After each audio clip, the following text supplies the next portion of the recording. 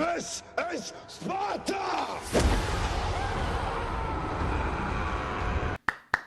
You've done it. We've done it. You've done it. 300 subs. Next goal, 400. So if you're not subscribed, make sure to hit the ginger button for the ginger man. Thank you. In today's video, I show you some heartbreaking consequences of Sleepy Joe's border policies. And as always, I treat you to some radical left hypocrisy. It's gonna be good. It's gonna be sad, but it's gonna be good.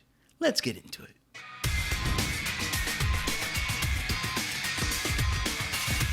I'm not gonna hide the ball here. Let's start right off the bat with the video of the 10-year-old migrant child lost in the desert until found by Border Patrol crying and begging for help.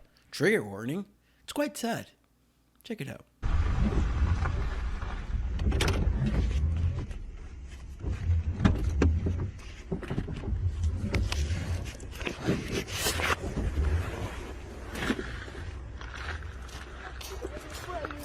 ¿Ah? ¿Me puede ayudar? ¿Qué pasó? Es que yo venía con un grupo de personas y me dejaron botar y no sé dónde están. No sabes dónde están. ¿Te dejaron solo? Pues claro, me dejaron botar. ¿Te dejaron solo botado? Solo. ¿No vienes con mami o con papi o con alguien? ¿Ah? ¿Vienes con tu mamá o tu papá? Nadie. Yo venía en un grupo que venía de entrega con usted y al final me dejaron botar y venía aquí a pedir auxilio. ¿Te dejaron botado y te dijeron que vinieras a pedir auxilio? No, yo vengo porque si no, ¿por dónde me voy a ir? Allí voy a dejar y tal vez me pueden robar, secuestrar o algo. Te pueden robar. Miedo. ¿Tienes miedo? Ok. Sí. Ahorita hablamos, ¿ok?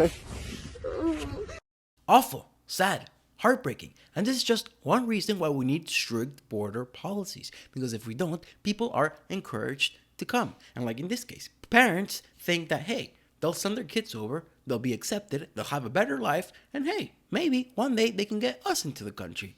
It's not good. This is dangerous. And like the kid said, he was scared of being kidnapped by the very same people who were bringing him over, the coyotes. Now, hey, if you don't believe that the migrant crisis is because of Sleepy Joe, you don't have to take it from me. Take it from them. They'll tell you. You have tried to do this when Donald Trump was president? Definitely not. Definitely. We had the chance, the same violence that is going on today was there last year. We used to watch the news and I definitely won't do this. So did you come here because Joe Biden was elected president? Basically. The main thing was the violence in my country. And the second thing, I think, was Joe Biden. Of course, the current administration is denying that this is a crisis at all. Never mind that the facilities are overcrowded with thousands of children and there's kids sleeping on their bridges. The whole thing is a disaster, but no. Jen Psaki disagrees. In fact, she thinks it's silly to concentrate on what we're calling things crisis, tomato, same thing. Now that the public is seeing some of the images, because the congressional delegation provided some photos and descriptions about what they witnessed. Children who are frightened and crying, overcrowded conditions. Now that the public has seen that, is that not a crisis? And what conditions or situations, what metrics would have to be in place for the administration to call it that?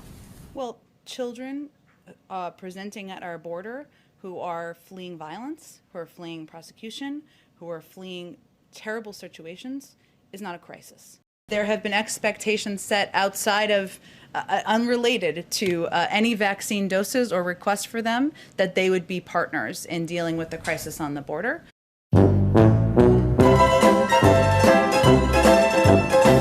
I know the story is a lot more complex than I'm covering in the short video. People are not just coming because of Sleepy Joe, but like the guy said, he would have never thought of coming under Donald. Let me remind you of what he said. When Donald Trump was president? Definitely not. I also find it funny that it used to be that building walls was for Nazis, but now the current administration is going to fill the necessary gaps in Donald's wall. And you know why? Because Donald had a good policy. But Donald is gone, and Joseph is here.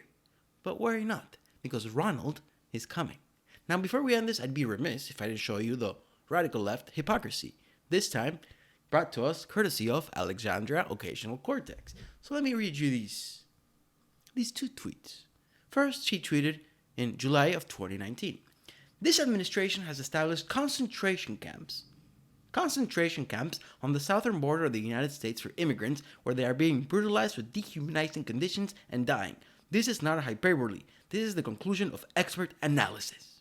Concentration camps, remember? Let's see what she tweeted February of this year. An immediate improvement would be to require influx facilities with children to be licensed. Influx facilities? These are the same facilities that she called concentration camps. And she's not even saying, let's get rid of these influx facilities. She's saying, let's get a way to license them. So she's cool with them. Another issue is whether these services should be contracted out the way they clearly are to begin with, and whether facilities with controversial records should be reopened. So yeah, there you go. Alexandria Occasional Cortex, within 2 years span, a year and a half, went from calling the same place a concentration camp to an influx facility, and then from being appalled by them to wanting to license them. Thank you, Alexandria. You're a wonderful example for the young people who follow you on Twitch, because that's where you're prominent. You're a horrible politician. Actually, you're a good politician. You know how to play the game, but you're no good. And that's it. That's the 300 subscriber video. Thank you for watching. Like, subscribe so we can hit our next goal. Follow me on BitChute. Follow me on Twitter. See you next time.